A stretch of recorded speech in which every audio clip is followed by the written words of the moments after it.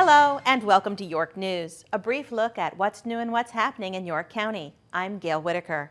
Coming up on this edition of York News, charge your bayonets! Historic Yorktown was invaded by pirates on April 30th and May 1st. We appreciate you being here tonight. Up first, the Board of Supervisors held its most recent meeting on Tuesday, May 3rd. At the meeting, the board approved both items on the consent calendar, including minutes of a previous meeting, and the appropriation of revenue sharing funds as awarded by the Virginia Department of Transportation. Under new business, the board adopted the fiscal year 2017 operating budget, which totaled $135,589,000, including an additional $100,000 identified and reported to the board at its April 5th work session, some of which will be applied to the increase in compensation for fire and life safety, and an additional $54,000 following an adjustment in revenue trends since the board's public hearing. The additional $54,000 will be utilized to increase the amount of funding for the Williamsburg Area Medical Assistance Corporation, the Williamsburg Regional Library, and enhanced litter control and grass cutting. The board adopted the tax rates for calendar year 2016, which remain unchanged from the previous year. In addition, the board adopted the 2017-2022 Capital Improvements Program and designated a portion of the real property tax for school purposes. The next meeting of the Board of Supervisors is scheduled for Tuesday, May 17th at 6 p.m. in the boardroom of York Hall. There are 3 public hearing items on the agenda. The first of these is a joint public hearing with VDOT on the proposed secondary road system 6-year plan for fiscal years 2017 through 2022 and the secondary system construction budget for fiscal year 2017. The second public hearing item is a proposed amendment to the York County zoning map reclassifying 2 parcels on Dogwood Road from high-density single-family residential to general business, subject to voluntarily proffered conditions. The final public hearing item of the evening is a proposed ordinance to establish jointly with the school division a trust, trusts, or equivalent arrangement for the purpose of accumulating and investing assets to fund post-employment benefits in accordance with the Code of Virginia and to appoint members to a local finance board. For more information about the Board of Supervisors meeting, please visit www.yorkcounty.gov/BOS or call 890-3320. Board of Supervisors meetings are retelecast on WYCG TV Wednesday, Thursday, and Friday at 11 a.m., 7 p.m., and 11 p.m., and Saturday and Sunday at 3 p.m. Programs scheduled for 6 p.m. on the board's meeting dates will be preempted by the live meeting. My first time going through this, I'm amazed at the amount of work that it takes, but it's an important part of our government. Meetings will be broadcast both live and on demand on the web.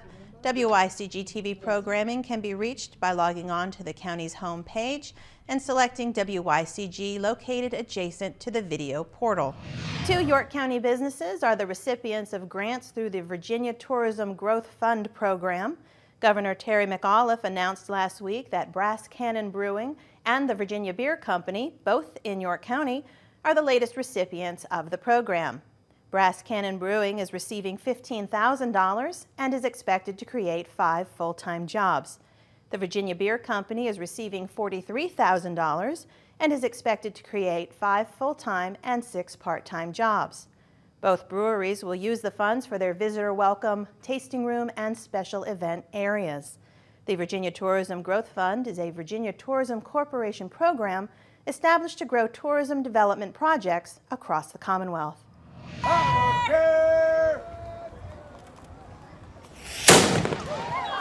Yorktown was invaded by pirates recently when pirate groups representing seafaring life in the late 17th and early 18th centuries embarked upon Riverwalk Landing. Fortunately, these pirates didn't plunder and pillage the town. Instead, they provided a weekend filled with activities, pirate encampments, vendors, and demonstrations. Throughout the weekend, there were pirate schools for young pirates in training, a pirate trial, cannon firing demonstrations,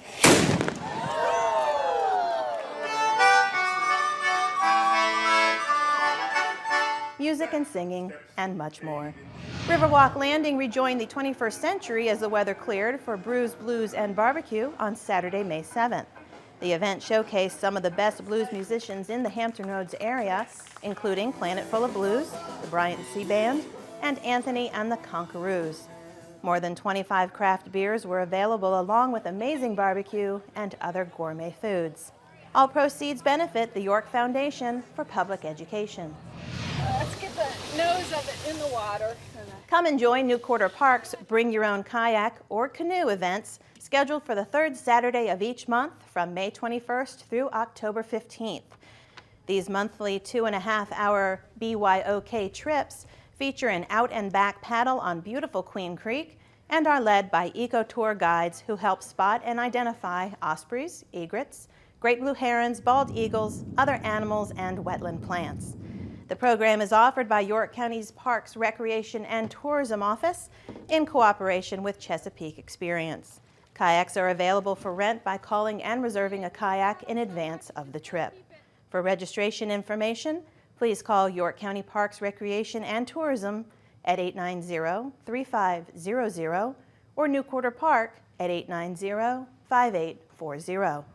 Be safe at work, at school, at play, and places where we stay. York County residents may begin registering for the county's award-winning Safety Town program on Monday, May 16th. On that day, registration will be 7 a.m. to 4 p.m. Registration times on remaining days will be 8:15 a.m. to 4 p.m. Registrations will be accepted in the Community Services Office, located at 224 Ballard Street in historic Yorktown. Non-county residents may register beginning Monday, May 23rd at 8:15. Registration forms and fees will be accepted only by hand delivery to the Community Services Office and only during the registration time period. The cost for York County residents is $25 per child. The cost for non-county residents is $35.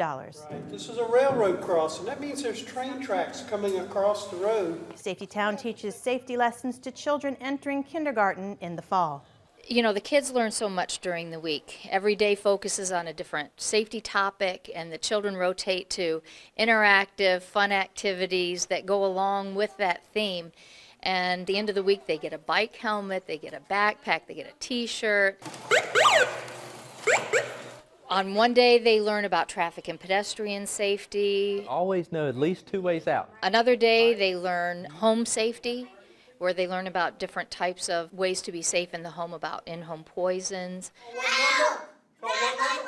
how to call 911 in the event of an emergency. We have Fire Safety Day, where they learn all different types of aspects of being safe in the home from fire. They have fun, we have fun. It's kind of like a camp, and they learn a lot, and we have a great time. Funding for Safety Town is provided by the generous contributions and sponsorship of area businesses, community agencies, civic organizations, county government, and individual citizens. Adult and youth volunteers are needed for Safety Town. Or burn your face, and then I'm gonna roll. I'm gonna roll over and over and over, and I'm gonna keep rolling until the fire goes out. There are many opportunities for people to volunteer. We'll take volunteers from middle school age to whenever. We use volunteers to assist the group leaders to help manage the children. How you doing? Y'all want some money? We also need presenters. We always use presenters to present the topics. Of course, it's a pretty simple thing. It's 20 minutes, and these are kids who are going to kindergarten. Registration forms and information are available at all York County elementary schools, the York County Public Library, Parks, Recreation, and Tourism, the Griffin Yates Center, and online at www.yorkcounty.gov. For more Safety Town information, please call Katie Mice, Department of Community Services, at 890-3880. G53. The Senior Center has been holding exciting and educational events for our seniors this month.